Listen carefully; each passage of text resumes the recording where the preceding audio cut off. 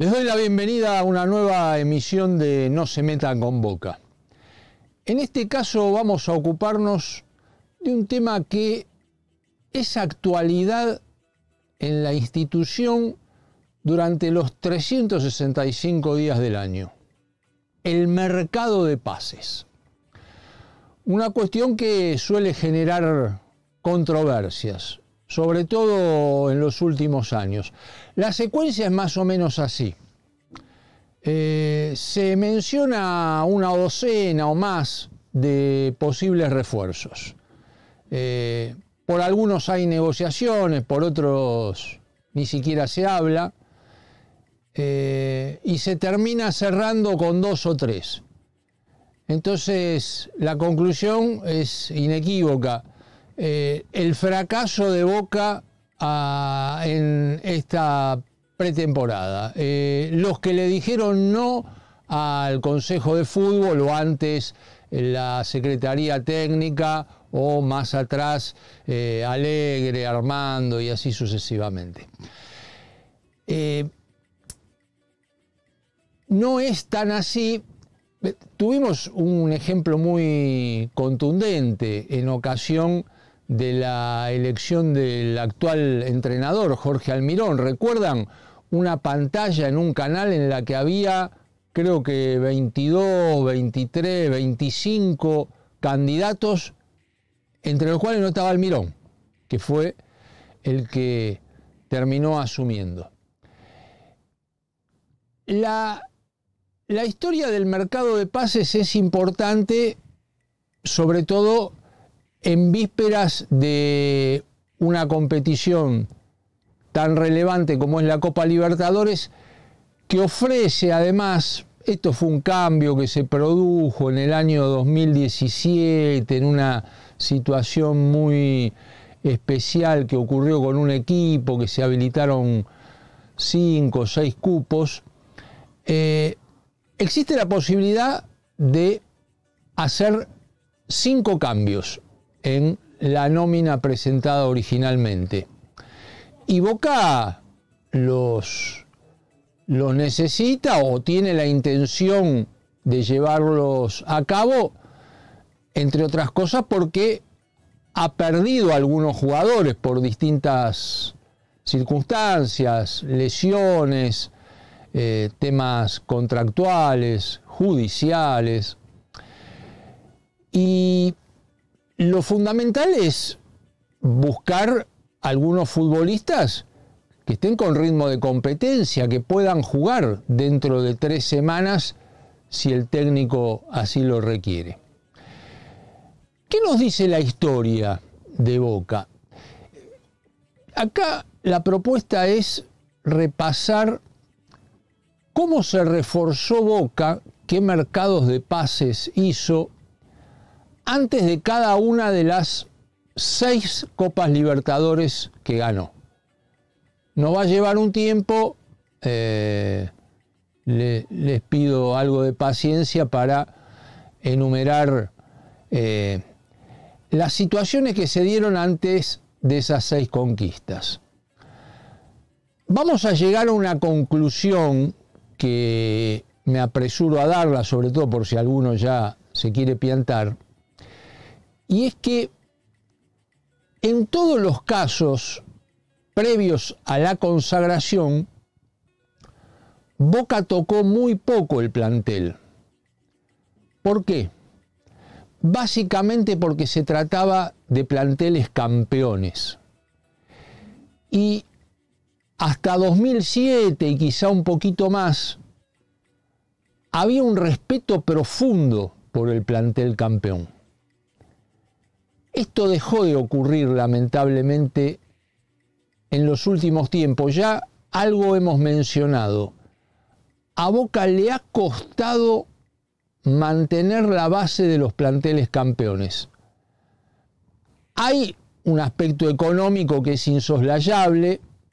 Hay a veces deseos de los futbolistas, de los representantes de los futbolistas, desgaste, lo que significa la exposición del club, pero sin duda es un ítem a revisar. Vamos a empezar con 1977, la primera consagración. ¿A quién llevó Juan Carlos Lorenzo para reforzar aquel bicampeón del 76? El elegido fue Daniel Severiano Pavón, centrodelantero chaqueño, apodado Cholo también por su gran parecido fisonómico con Carlos Monzón, boxeador histórico, todavía campeón del mundo por aquella época. Y la inclusión de Pavón fue motivada para sumar una variante en la posición del centro delantero. El titular era Carlos Totti Beglio, con otras características, y también para cubrir la vacante que dejó Juan Alberto Taberna, quien se retiró del club en 1976, después de haber sido titular en aquella final contra River en la cancha de Racing. Y fue un acierto Pavón. Tuvo entradas puntuales, en algunos casos fue titular, en otros vino desde el banco. Lorenzo ya manejaba el criterio ese de que no todos los partidos ni todos los rivales son iguales. No es lo mismo jugar en la Bombonera que hacerlo afuera. Y Pavón de local tuvo dos participaciones clave. En el primer partido ante River, cuando provoca la expulsión de Daniel Pasarela, se le fue la pierna al Kaiser y dejó a su equipo con 10. Boca terminó ganando ese partido 1-0.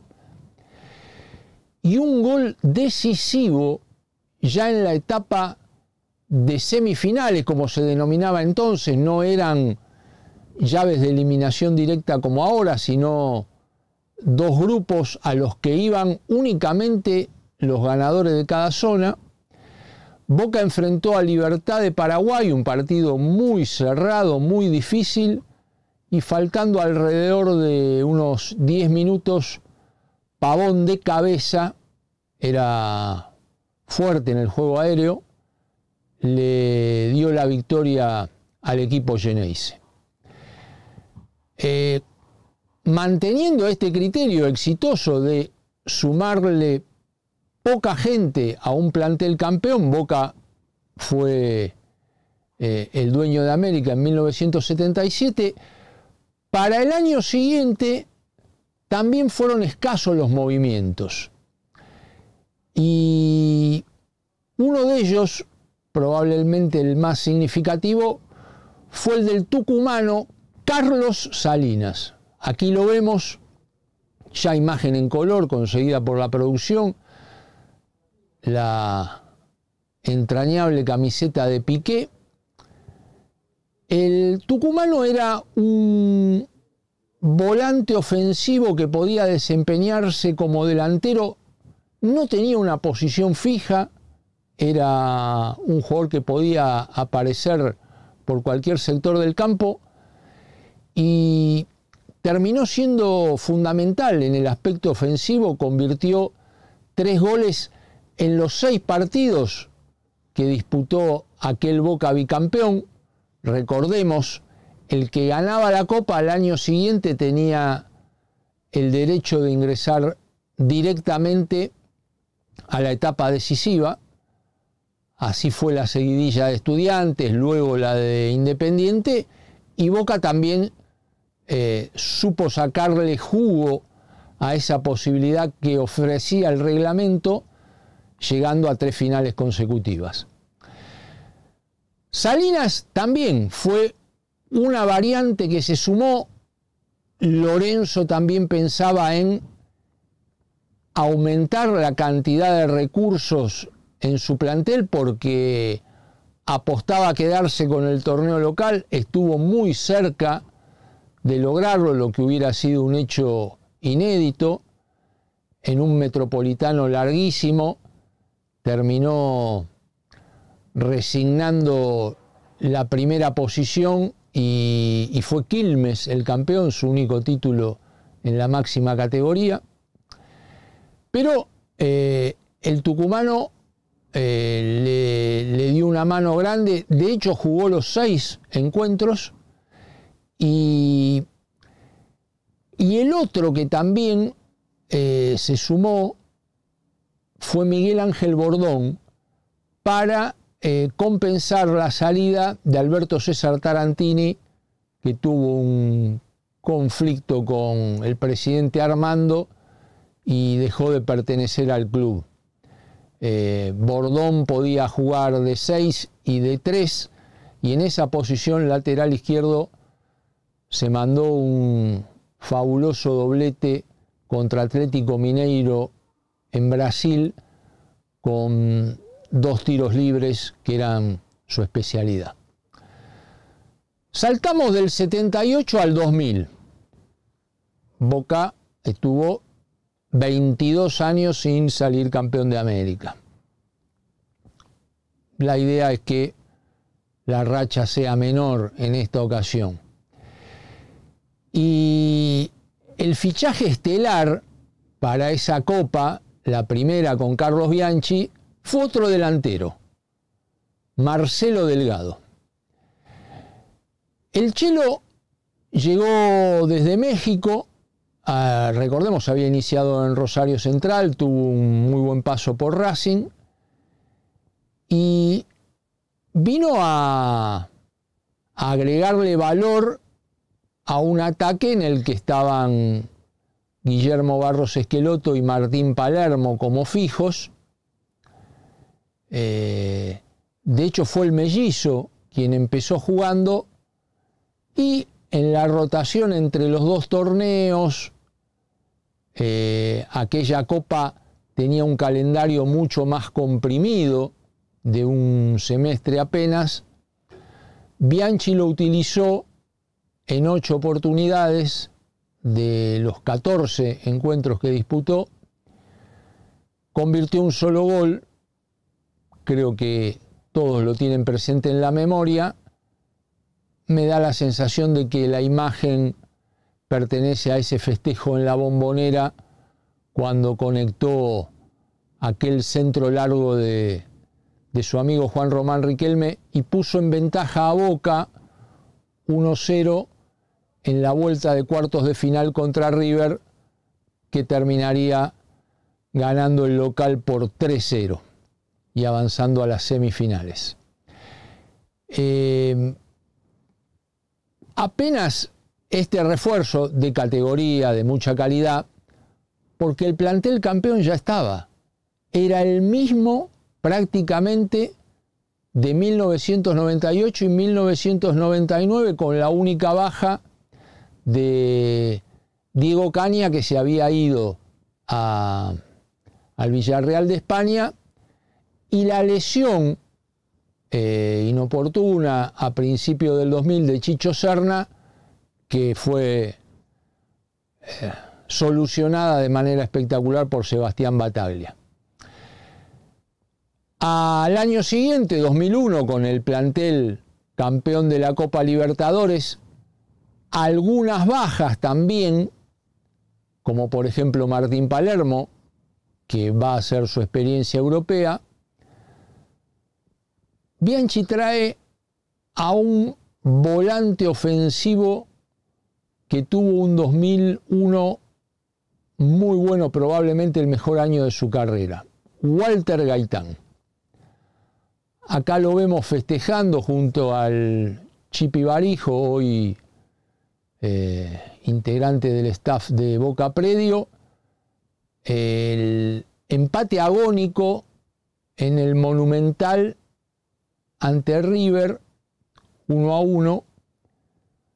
Boca ya había salido campeón de América y el Chueco tuvo una intervención destacadísima, sobre todo en la semifinal con Palmeiras, cuando convierte allá en San Pablo, y se transforma en una especie de socio de Juan Román Riquelme. Boca, con varios de sus delanteros lesionados, algunos suspendidos, recurre a una especie de doble enganche para jugar la vuelta con el Verdao y suma como único delantero a Cristian Jiménez.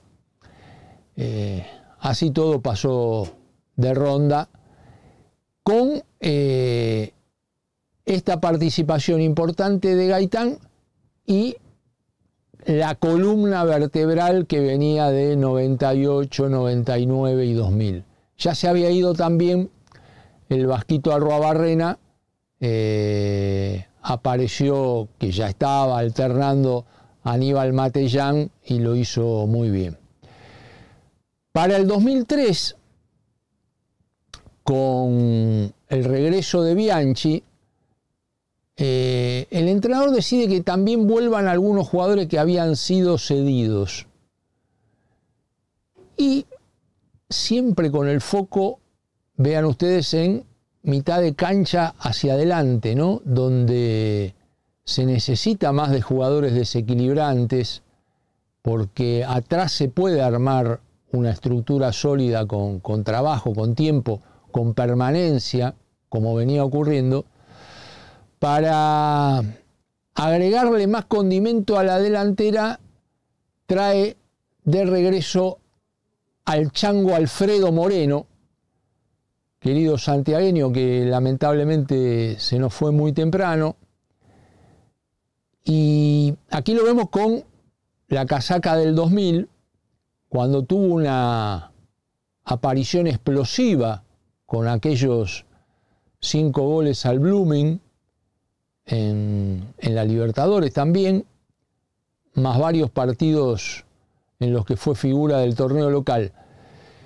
Y el changuito, en ese arranque de la Libertadores 2003, colabora con goles, tiene un partidazo en Santiago de Chile contra Colo-Colo. Boca gana 2-1 con 2 tantos suyos. En uno va a saludarlo justamente al Virrey para agradecerle la oportunidad que le había dado de volver. Y Boca vuelve a salir campeón. La del 2007, la más fresca, la tenemos grabada sobre todo por la producción descomunal de Juan Román Riquelme, que fue justamente la gran contratación hecha para ese año. Ahí hay que reconocerle y tenerle gratitud por siempre al ingeniero Pellegrini. Quiero decir que no lo tuvo en cuenta en Villarreal, se peleó, discutió por alguna cosa y entonces facilitó que el ingeniero Macri lo trajera de vuelta en el que fue su último año como presidente de la institución, y Román tuvo un semestre soñado con Miguel Ángel Russo como técnico y Boca salió campeón con holgura. También fue importante, hay que reconocerlo, la llegada de Mauricio Caranta para ocupar el arco. Boca se había quedado en el 2006 sin el Pato Abondancieri, figura clave en el 2003, y la suplencia transitoria que ejerció el paraguayo Bobadilla no fue satisfactoria. Una de las primeras decisiones que tomó Miguelito Russo fue pedir a Caranta, y con él llegó hasta la definición donde Boca logró la que es hasta el día de hoy la ventaja más grande en un global de final de Copa Libertadores, 5-0 a Gremio de Porto Alegre, con un golazo del señor en la Bombonera y otros 2 en la vuelta. En resumen, lo que nos enseña la historia es que no hacen falta tantos refuerzos si hay un equipo consolidado, un equipo que viene de salir campeón. Boca viene de salir campeón, no una, sino 2 veces el año pasado. Ha perdido jugadores, está tratando de recuperar algunos, el técnico ha tenido avances y por ahora, algo muy positivo, el rendimiento del local es alto. Y como sabemos, la Copa se define un partido afuera y un partido adentro. Nos vemos la próxima.